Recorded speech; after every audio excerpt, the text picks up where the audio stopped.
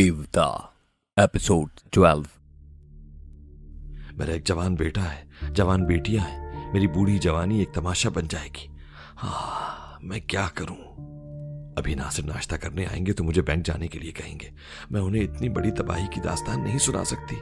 उनका मुंह बंद करने के लिए दोबारा फरहाद से कर्ज नहीं मांग सकती। बचाव का कोई रास्ता नजर नहीं आ रहा है। मुझे दुनिया वालों का डर नहीं है, सिर्फ एक नासिर मेरे लिए मुसीबत बन गए। अगर वो मुझसे हिसाब तलब न करें तो फिर तबाही का राज नहीं खुलेगा। उनके सिवा किसी की मजाल है कि कोई मुझसे एक पैसे का भी हिसाब पूछे? लेकिन अपने अमाल का हिसाब तो देना ही पड़ता है।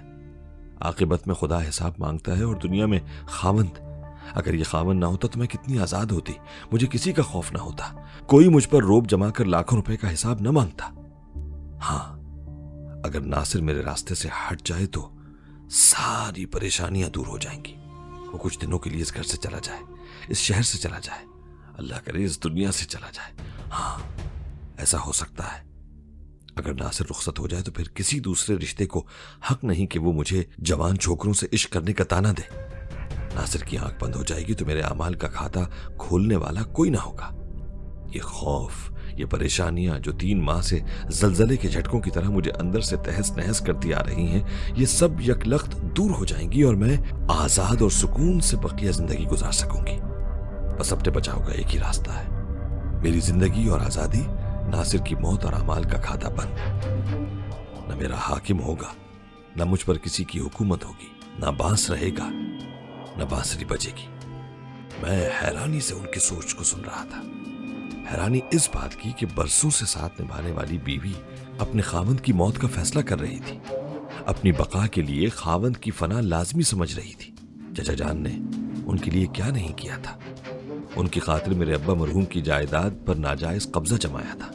मुझे फरेब देते रहे थे। उनके लिए उन्होंने ये आलीशान कोठी बनवाई, उन्हें रेशम के जोड़े पहनाए, उन्हें जवानी से बुढ़ापे तक सोने चांदी हीरे जवाहरात से सजा कर रखा। उनके लिए इस दुनिया को जन्नत बना दिया। बोल औरत, इससे ज्यादा क्या चाहती है? तेरा दिल न भरा, तेरा पेट न भरा, अब पीने के लिए खावंद का सिर्फ लहू बाकी रह गया है। मेरे बेखबर बेईमान चचा जान, बेईमान जिंदगी का खत्म शुद्ध अक्सर बेईमान बीवियों के हाथों से लिखा जाता है। आपकी जाने हयात, आपकी हसीन क्लोपेत्रा आपके लिए जहर का प्याला लेकर आ रही है। कहां है चची साहबा? कहां है चची साहिबा? क्या कर रही हैं? उनका दिमाग सोच रहा था। वो सोच पर अमल कर रही थी, दूध में जहर घोल रही थी। चचा जान की आदत है, वो सुबह नाश्ते में 2 उबले हुए अंडे खाते हैं और 1 गिलास दूध पीते हैं। उस रोज उनकी जिंदगी का आखिरी नाश्ता था। मैंने चची की सोच पर दस्तक दी। बेगम नासिर, क्या कर रही हो? एक साथ के लिए वो ठटक गई। फिर उनकी सोच ने जवाब दिया, नासिर के लिए नाश्ता लेकर जा रही हूं। मैंने हुक्म दिया, अंडों की प्लेट रख दो, सिर्फ दूध का गिलास ले जाओ और अपनी हर हरकत के मुतालिक सोचती जाओ। वो सोचने लगी। मैं दूध का गिलास लेकर किचन से निकल रही हूं, डाइनिंग रूम से गुजर रही हूं, अब कॉरिडोर में आ गई हूं। मुझे नासिर के कमरे का दरवाजा नजर आ रहा है। रुक जाओ। मैं रुक गई हूं। नासिर के कमरे के मुकाबिल किसका कमरा है? मेरा कमरा है। अपने कमरे में जाओ। मैं नासिर के कमरे की तरफ से पलट गई हूं और अपने कमरे में जा रही हूं। दूध का गिलास सिंगार मेज पर रख दो। मैं दूध का गिलास सिंगार मेज पर रख रही हूं। अब अपना लेटर पैड और कलम लेकर कुशन पर बैठ जाओ। मैं सिंगार मेज के खाने से लेटर पैड और कलम उठा रही हूं और अब कुशन पर आकर बैठ गई हूं। लेटर पैड के साथ एक कागज पर लिखो। मैं अपने मुकम्मल होशो हवास के साथ यह एतराफनामा लिख रही हूं कि हर इंसान को अपनी मौत आप मरना है। यह जहरीला दूध मेरी जिंदगी के लिए है, इसलिए मैं इसे पी रही हूं। मैं अपनी मौत की आप जिम्मेदार हूं। बकलम खुद शमशाद बेगम, ज़ौजा नासिर अली। वो मेरी सोच के मुताबिक लिखती रही। इसके बाद मैंने हुक्म दिया, लेटर पैड और कलम सिंगार मेज पर रख दो और दूध का गिलास उठा लो। मैं लेटर पैड और कलम मेज पर रख रही हूं और अब मैंने गिलास उठा लिया है। शाबाश, दूध पी लो। दूसरे लम्हे वो सोच रही थी, मैं दूध पी रही हूं। कितनी तलखी है मेरे हलक में, मेरे सीने में अंगारे सुलग रहे हैं। मेरे हाथ से गिलास छूट गया है। मैं अंदर से जल रही हूं, जैसे मेरा अकाउंट, मेरा सेफ खाली हो गया, मैं भी खाली हो रही हूं। अब मुझ में सोचने की भी सकत नहीं है। तारीकी नहीं, नहीं, मैं कब्र की तारीकी। गहरी खामोशी और सन्नाटा। एक औरत की सोच के तमाम दरवाजे हमेशा के लिए बंद हो चुके थे। जिंदगी नापायदार है। इंसान अपनी दुनिया में नेकी और बदी का खेल खेलते वक्त इस हकीकत को फरामोश कर देता है। बेचारी चची भी भूल गई थी, इसीलिए इस दुनिया की भूल भुलैयों में भटकती हुई हमेशा के लिए गुम हो गई। मैं चाहता तो उनके आखिरी खत में उनके हाथ से बहुत कुछ लिखवा सकता था। वो अपनी जिंदगी के तमाम ढके छुपे राज खोल देती, ये एतराफ कर लेती कि उन्होंने चचा जान के एतमाद को कैसे ठेस पहुंचाई है और किस तरह जवान लड़कों से इश्क करती रही हैं। लेकिन मैंने एक बदकार औरत की इज्जत रख ली। ऐसी औरत जो अपने फर्माबरदार खावंद को हलाक करना चाहती थी, उसके लिए सजाए मौत काफी थी। खस कम जहां पाक। अब मैं उनके जनाजे को कांधा नहीं देना चाहता था। वो अपने साथ झूठी इज्जत, नफरत और गुरूर का इतना बोझ लेकर जा रही थी कि मैं वो बोझ अपने कांधे पर बर्दाश्त नहीं कर सकता था। लिहाजा मैंने एक दिन के लिए शहर से बाहर जाने का इरादा कर लिया। लिबास तब्दील करते वक्त मैंने सोचा कि अभी थोड़ी देर के बाद चचा जान नाश्ते के लिए अपनी मुर्दा बेगम को आवाज देंगे। हो सकता है कि वो उनके कमरे में आए और उनकी लाश देख लें, फिर मातम शुरू हो जाएगा। पुलिस को इत्तला दी जाएगी। इसके बाद कानूनी कार्रवाई के लिए उनकी लाश पोस्टमार्टम के लिए भेजी जाएगी। अभी इस लाश को कब्र तक पहुंचने से पहले कितने ही मरहलों से गुजरना था। लिबास तब्दील करने के बाद मैंने जमीनों के कागजात की फोटोस्टेट कॉपियां सेफ से निकाली, कुछ नोटों की गड्डियां जेब में रखी। फिर फूफी के पास आकर कहा, मैं पिंडी जा रहा हूं, कल शाम तक वापस आऊंगा। मेरी बात सुनकर जरीना ने कहा, मैं भी पिंडी जाऊंगी। सुना है कि वहां इस्लामाबाद के नाम से नया शहर बसाया जा रहा है, मुझे भी ले चलो, मैं वो शहर देखूंगी। मैंने जवाब दिया, जब इस्लामाबाद मुकम्मल तौर से आबाद हो जाएगा तो मैं तुम्हें ले जाऊंगा। बल्कि उस वक्त तक जहीर से तुम्हारी शादी हो जाएगी, वही तुम्हें ले जाएगा। जहीर की बात पर उसने सर को झुका लिया। जहीर के नाम पर न तो वो नफरत का इजहार करती थी, न मोहब्बत का। उसकी आरजुएं ये थीं कि उसकी अपनी एक बहुत बड़ी कोठी हो, घूमने फिरने के लिए कार हो और हजारों लाखों रुपए कमाने वाला खावंद हो। इसीलिए वो जहीर के नाम पर खामोशी से सर झुका लेती थी। मैं पुपी से बातें करता हुआ कोठी के बाहर आया और अपनी कार में बैठ गया। फिर सर घुमाकर चचा जान की कोठी की जानिब देखा। वहां खामोशी छाई हुई थी। अभी तक किसी को चची की खुदकुशी का इल्म नहीं हुआ था, वरना वहां से रोने पीटने की आवाज सुनाई देती। कोई मुलाजिम दौड़ता हुआ हमारे यहां भी इत्तला देने आता। मैंने पुपी से पूछा, क्या आप चचा जान के पास जाएंगी? हाँ, अभी मैं यही सोच रही थी, थोड़ी देर वहां बैठकर आ जाऊंगी। मैं नहीं चाहता था कि पुपी ऐसे वक्त वहां जाए। मुनासिब यह था कि पहले चचा जान को अपनी बेगम की मौत की इत्तला होती, इसके बाद वो पुपी को अपने गम में शरीक होने के लिए बुलाते। मैंने कहा, पुपी जान, अभी वो लोग नाश्ता कर रहे होंगे, खाने पीने के वक्त किसी के यहां जाना मुनासिब नहीं है, आप कम से कम 2 घंटे के बाद जाएं। उन्होंने मेरी बात मान ली।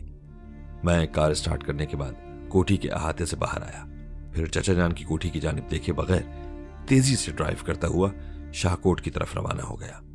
पहले मुझे पिंडी जाना चाहिए था, क्योंकि मेरा ख्याल था कि गजाला या उसके मामू ने पिछली रात 1,25,000 रुपए चुराए हैं और दोनों ही एक साथ पिंडी गए। मुझे वो रकम उनसे छीन कर ले आना चाहिए थी।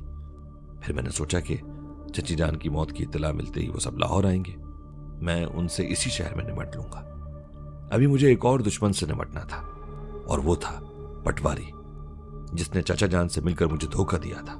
मेरे दादा मरहूम की वसीयत को बदलकर हुकूमत बरतानिया के अदालती जाली दस्तावेजात तैयार किए थे, जिनकी रूह से चचा जान शाहकोट की जमीनों के मालिक बन बैठे थे। शाहकोट से 5 मील के फासले पर मेरे वालिद मरहूम की तामीर की हुई हवेली है, जिसके अतराफ हमारी जमीनें फैली हुई हैं। जब मैंने हवेली के सामने अपनी कार रोकी तो वहां शादियाने बज रहे थे। खुले मैदान में देगें चूल्हों पर चढ़ी थी। पता चला कि बूढ़ा पटवारी किसी जवान छोकरी से शादी रचा रहा है। चूंकि वो पटवारी था, इसलिए आसपास के बड़े बड़े जमींदार उसकी शादी में शरीक होने आए थे। मैं अपनी कार से बाहर आया। सब के सब कभी मुझे और कभी मेरी कीमती कार को देखने लगे। इन जमींदारों ने मुझे कभी बचपन में देखा होगा, इसलिए मुझे नहीं पहचाना। मैंने कहा, मैं तैमूर अली मरहूम का लड़का हूं। सुना है कि मेरे चचा साहब नासिर अली ने यह हवेली पटवारी को रिश्वत के तौर पर दी है। वो रिश्वतखोर कहाँ है? मैं उससे मिलना चाहता हूं। मैं पटवारी की शान में गुस्ताखी कर रहा था। कुछ जमींदारों को हैरानी हुई, कुछ ज़ेर लब मुस्कुराए, लेकिन 2-4 जरा तैश में आ गए। एक ने मुझसे कहा, जरा तमीज से बात करो साहिबजादे, ये शहर नहीं है, पिंड है। अकड़ दिखाओगे तो तुम्हारी लाश ही यहां से वापस जाएगी। मैंने मुस्कुरा कर कहा, बेशक पिंड के लोग दलेर होते हैं, लेकिन ईमानदार भी होते हैं। किसी की बेईमानी बर्दाश्त नहीं करते। अगर मैं साबित कर दूं कि पटवारी बेईमान है तो तुम किसका साथ दोगे? बेईमान का? वो सोच में पड़ गए। सभी जानते थे कि पटवारी बेईमान है और जिस हवेली पर कब्जा जमाए हुए है वो मेरे वालिद मरहूम की है। मैंने कहा, आप सब यहाँ के पुराने बाशिंदे हैं। अपने आबाओ अजदाद के जमाने से इन जमीनों का रत्ती रत्ती हाल जानते हैं कि कौन सी जमीनें कब से किसकी मिल्कियत रही हैं। आप भी जानते हैं कि मेरे वालिद बरसों से जमीनों के मालिक को मुख्तार रहे थे।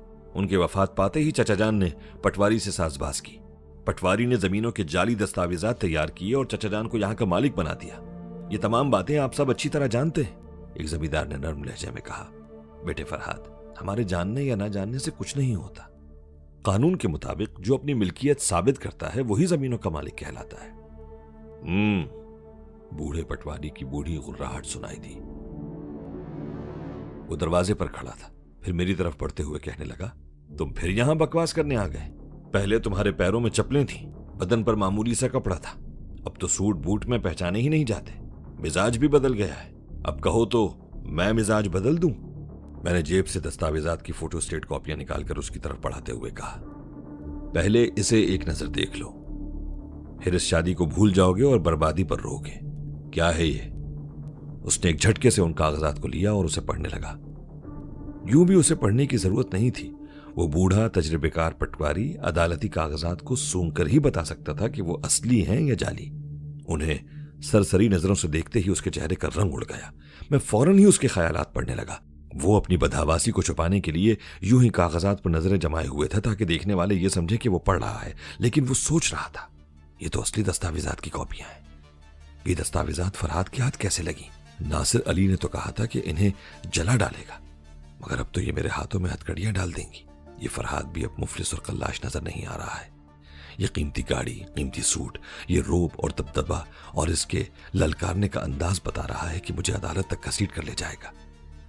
ओह, मैं किस मुसीबत में गिरफ्तार हो गया। आज मेरी शादी है और ये बर्बादी के लिए आ गया है, मगर अभी मुझे अपनी कमजोरी जाहिर नहीं करना चाहिए। ये जवान लड़का है, मुझसे ज्यादा कानूनी हेराफेरी नहीं जानता। इस पर धौंस जमाकर काम निकालना चाहिए।